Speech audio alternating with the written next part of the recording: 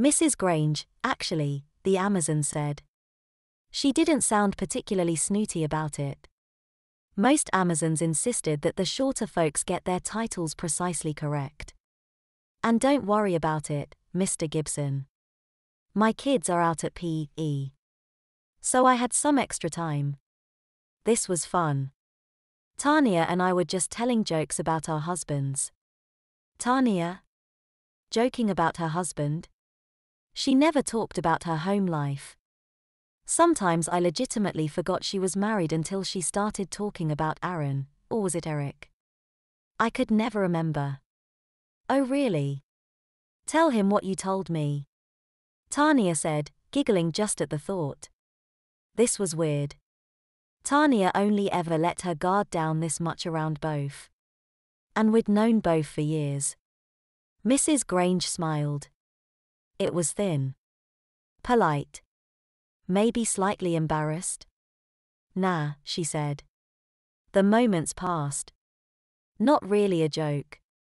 You kind of had to be here for it. I did my best to give a comically exasperated sigh and shake my head smiling. Thank you again, I said, wishing she'd take the hint. Before I go, Grange said, holding up a piece of paper scribbled with my handwriting. Can I ask you about this? Internally I froze. I'd been bored and working on math problems the other day at my desk. Nothing major. Just sometimes counting to 100 and stopping there got boring. Oh that, I said. Was just trying to think of a different way to teach greatest common factors. If I couldn't have been a pre-K teacher, I would have wanted to be a math teacher. Other way around, if I'm being honest. But why use a factor tree? Grange asked. Because if I reach prime factorization of two numbers, I can re-multiply all the prime factors that they have in common to make the greatest common factor. That way I don't accidentally miss something and I don't have to go through listing each and every variation. Grange pouted her lip out. She said. I wouldn't have thought about it like that. I would have just listed all the factors, individually. Again, she wasn't being critical, but typical me was nervous that this was some kind of trap. Yes, but if your third graders don't have their fact families completely memorized, they could overlook something and identify a common factor instead of the greatest common factor. I know, she said. I've got stragglers in my class who think that the GCF for every even number is 2. This is safer.